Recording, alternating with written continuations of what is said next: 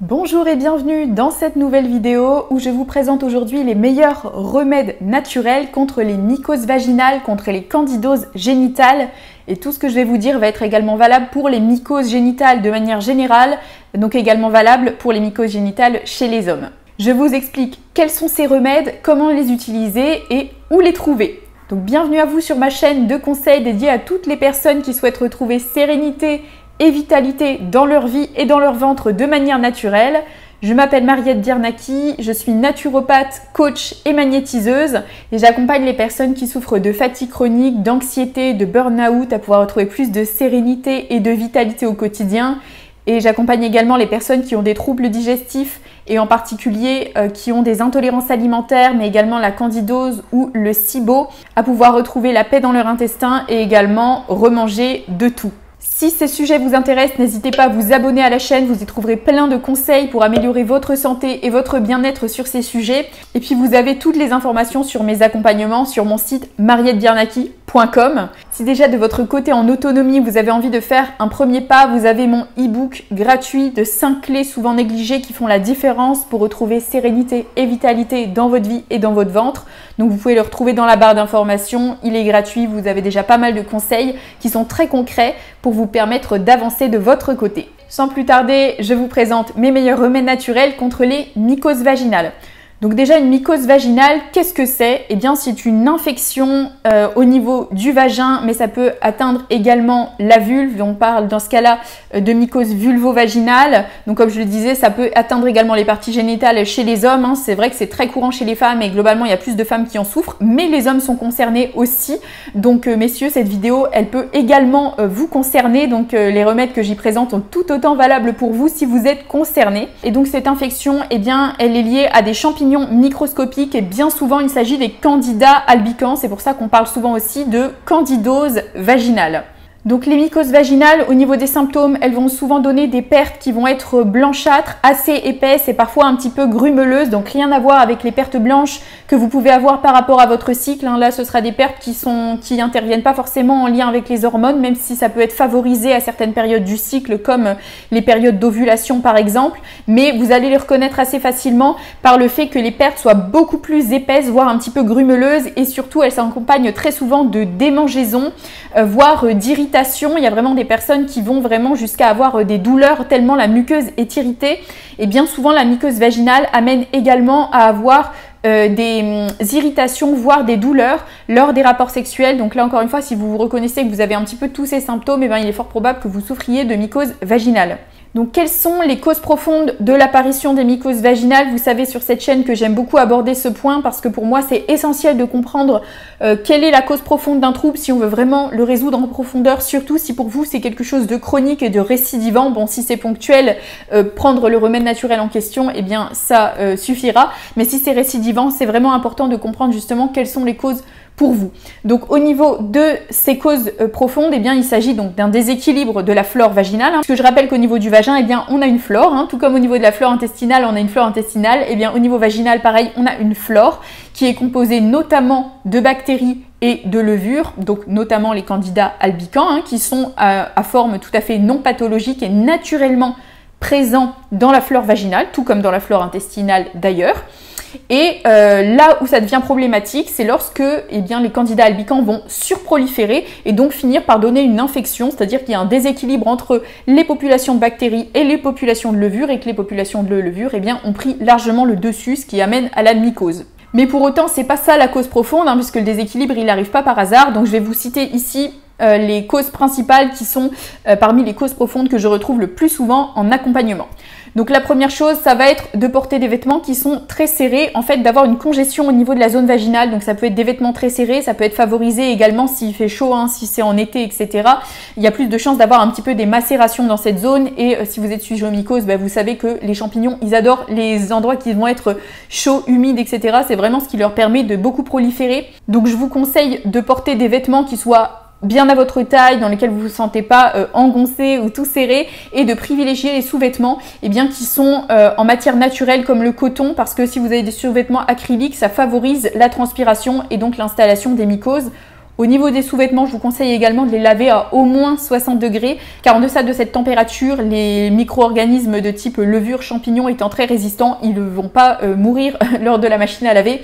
Donc pour favoriser le fait de ne pas vous réinfecter avec vos sous-vêtements lorsqu'ils ont été lavés, eh bien lavez-les au moins à 60 degrés. Autre cause qui est une des plus fréquentes au niveau des mycoses vaginales, eh bien c'est la prise de certains médicaments comme les antibiotiques. C'est connu maintenant, les antibiotiques vont favoriser la destruction des populations bactériennes sans forcément de ciblage sur les bactéries qui étaient responsables de la raison pour laquelle vous avez pris les antibiotiques. Si par exemple vous avez une angine, les antibiotiques ne vont pas forcément cibler que les bactéries qui étaient responsables de cette angine, mais ils vont avoir un impact sur toute votre flore intestinale, et on sait aujourd'hui que la flore intestinale et la flore vaginale sont extrêmement liées. J'y reviendrai dans cette vidéo parce que c'est un point qui est fondamental au niveau des mycoses vaginales, ce lien avec la flore intestinale.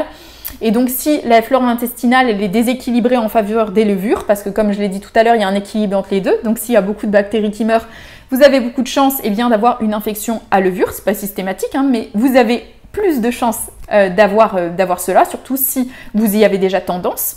Et puis également certains autres médicaments qui vont avoir notamment des visées hormonales, donc je pense au principal qui est la pilule contraceptive, puisque en fonction des phases de votre cycle, mesdames, le milieu vaginal va changer de pH en fonction des hormones, donc l'acidité du milieu va se modifier, et en fonction de ça, ce ne sont pas les mêmes populations de micro-organismes qui vont adorer y proliférer. Donc la pilule, elle va amener des quantités massives d'hormones de manière régulière et non naturelle, donc ça modifie le pH de la flore vaginale et ça peut amener à des surproliférations de levures notamment. Encore une fois, ce n'est pas systématique, mais ça fait partie des causes fréquentes. Un autre point également qui peut favoriser la mycose vaginale, c'est le fait de se laver avec des savons ou des produits plus agressifs au niveau de la sphère intime, au niveau du vagin.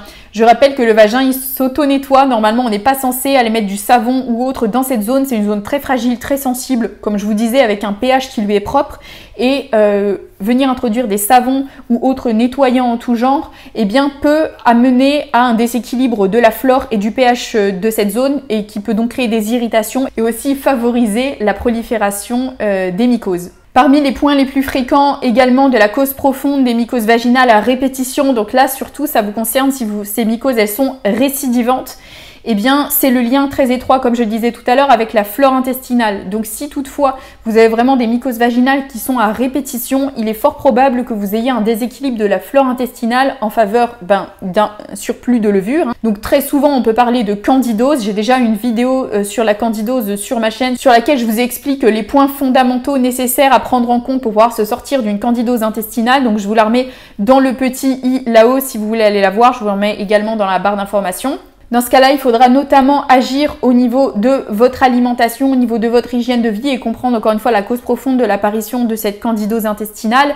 Et puis, utiliser si besoin également des antifongiques naturels pour pouvoir réguler cette surpopulation de levures. J'ai d'ailleurs fait déjà une vidéo aussi sur un super antifongique naturel que j'aime vraiment beaucoup, que je vous remets également dans le petit et dans la barre d'informations. Et puis pour terminer avec les causes, une dernière cause qui n'est pas forcément la plus connue, mais en fait ça je l'ai vraiment remarqué en consultation, c'est-à-dire que c'est pas forcément quelque chose qui fait partie de la théorie des mycoses vaginales et pour autant c'est quelque chose qui en pratique sur le terrain, je l'ai remarqué de très nombreuses fois, donc c'est pour ça que je vous le partage ici parce que si vous êtes concerné, ça peut faire écho en vous, vous aider à comprendre le message que votre corps vous envoie à travers la mycose. Ça va être pour les personnes qui ont subi des abus sexuels ou des attouchements au niveau sexuel. Donc c'est vraiment quelque chose que j'ai vu très souvent pour les femmes qui sont concernées par des mycoses vraiment à répétition qui sont particulièrement virulentes. Bien souvent, il y a eu des soucis à ce niveau-là. Donc, je ne dis pas que c'est toujours le cas, pas du tout. Vous êtes tout autant légitime de souffrir de mycose vaginale et de vouloir vous en sortir si toutefois vous n'avez pas subi d'abus. Et franchement, tant mieux pour vous. Mais en tout cas, c'est vraiment quelque chose que je remarque très très souvent en séance. Donc, peut-être que votre corps vous envoie un message à travers cela. Et dans ce cas-là, ce sera certainement important d'aller le voir pour pouvoir vous sortir du côté récidivant de ces mycoses. Passons maintenant aux remèdes naturels qui sont super efficaces que je vous recommande en cas de mycose vaginale. Donc, petit aparté avant de vous présenter ces remèdes, je déconseille l'utilisation des huiles essentielles au niveau vaginal. Je sais que c'est un conseil qui peut revenir très souvent au niveau des remèdes naturels. Moi, je le recommande pas, tout simplement parce que les huiles essentielles sont quand même assez agressives, assez puissantes, et même si elles sont très efficaces et très antifongiques, donc pas toutes, hein, bien évidemment, il faut choisir des huiles essentielles qui vont être effectivement antifongiques. Ce qui revient très souvent, c'est le tea tree, qui est une huile essentielle effectivement très efficace en cas de mycose. Mais les mycoses vaginales sont sur des muqueuses, donc qui sont fragiles et bien souvent aussi irritées. Donc je vous déconseille d'utiliser des huiles essentielles à ce niveau parce que vous n'allez pas devoir en mettre qu'une fois en plus. Donc comme ça va être répété, ça risque d'irriter davantage la zone. Je ne vous le recommande pas. Donc le premier remède très efficace que je vous recommande et qui est simple à pouvoir trouver, eh bien c'est l'huile végétale de coco, donc l'huile de coco. L'huile de coco qui va être vierge, pure et première pression à froid. C'est important d'avoir une huile qui soit vraiment de qualité pour qu'elle conserve toutes ses vertus parce qu'autrement vous n'aurez pas les bienfaits attendus. L'huile de coco, elle contient un super antifongique naturel qui s'appelle l'acide caprylique. C'est d'ailleurs cet acide caprylique-là que je vous recommande à l'état pur pour pouvoir aborder le sujet des candidoses intestinales. Et c'est cette vidéo-là que je vous recommande d'aller voir si toutefois vous cherchez un antifongique naturel très efficace au niveau intestinal. Donc l'huile de coco, elle contient de cet acide caprylique à peu près à hauteur de 5 à 7%. Et puis elle contient également d'autres acides gras dont certains peuvent avoir également quelques propriétés antifongiques. L'huile de coco, elle a aussi un aspect cicatrisant et apaisant, une énergétique assez froide aussi, donc ce qui fait que si la zone elle est irritée, ça va venir aider à calmer l'inflammation et ça va également aider à la réparation de la muqueuse en plus de l'aspect antifongique. Donc ça a vraiment triple action et c'est vraiment très intéressant dans ce sens-là. Au niveau de l'utilisation de l'huile de coco, je vous recommande d'en mettre 2 à 3 fois par jour lors des phases aiguës, notamment au moins une fois avant d'aller vous coucher, idéalement une fois le matin, une fois le soir. Et si vous en avez la possibilité, je sais que c'est pas toujours facile si vous travaillez par exemple, mais d'en remettre une fois dans la journée, pourquoi pas, mais déjà une fois le matin, une fois le soir, ce sera très bien. Vous pouvez en mettre davantage si toutefois vous en ressentez le besoin, ça ne posera pas de souci. Pour l'application, vous l'appliquez tout simplement avec votre doigt, vous en prenez sur votre doigt et vous la mettez sur les zones concernées au niveau de la vulve, du vagin, etc. Des zones qui vont être irritées. En ce qui concerne la durée d'application, je vous conseille vraiment de ne pas vous arrêter immédiatement lorsque les symptômes disparaissent car la mycose c'est quelque chose qui est assez coriace. Si vous en souffrez, vous le savez certainement, ça part pas comme ça. Donc je vous conseille d'aller au-delà de l'arrêt des symptômes pour l'application de l'huile de coco. Donc continuez au moins une bonne semaine après la disparition totale de votre symptôme pour vous assurer au moins que la mycose soit partie. Donc l'huile de coco, ça marche très très bien, mais comme tout le monde est différent, il n'y a pas un remède qui convient à tout le monde et également pour certaines mycoses qui sont vraiment très virulentes ou très récidivantes, ça peut être intéressant de mettre également un antifongique qui va être encore plus puissant et dans ce cas-là, je vous recommande les ions d'argent. Peut-être avez-vous déjà entendu parler de l'argent colloïdal qui sont des ions d'argent en suspension dans de l'eau. Donc l'argent colloïdal c'est vraiment pas mal pour ça. Si vous avez de l'argent colloïdal à disposition, eh bien n'hésitez pas à l'utiliser. Et là ce que je veux vous présenter aujourd'hui, ce sont des ions d'argent de manière encore plus concentrée que l'argent colloïdal, qui n'ont d'ailleurs pas les mêmes procédés d'extraction et qui ont surtout un pouvoir antifongique encore plus important, c'est-à-dire que vous allez devoir en mettre beaucoup moins pour avoir des effets plus puissant, donc ça c'est vraiment intéressant. Vous pouvez retrouver ce produit sous forme de spray sur le site d'Apoticaria. C'est une super entreprise qui fait de très bons produits, vraiment d'excellente qualité. Vous savez, si vous me suivez sur cette chaîne, que j'aime beaucoup recommander leurs produits. Je vous mets dans la barre d'informations le lien pour pouvoir retrouver ce produit-là. Je vous mets également le lien pour pouvoir acheter une huile de coco justement de très bonne qualité si vous le souhaitez, comme je vous disais, qui est vierge, première pression à froid, etc. Pour l'utilisation de ces ions d'argent, vous pouvez mettre un spray 2 à 3 fois par jour, voire plus s'il y a besoin, encore une fois, mais au moins le matin et le soir au coucher. Et là, encore une fois, continuez au moins une bonne semaine après la disparition des symptômes. Ce que je vous conseille de faire également, parce que je sais que vous êtes nombreuses à avoir ce souci-là, que les mycoses sont favorisées lors des rapports sexuels, eh bien n'hésitez pas à faire une pulvérisation après avoir eu des rapports sexuels. Comme ça, vous pouvez au moins prévenir un peu plus l'apparition des mycoses.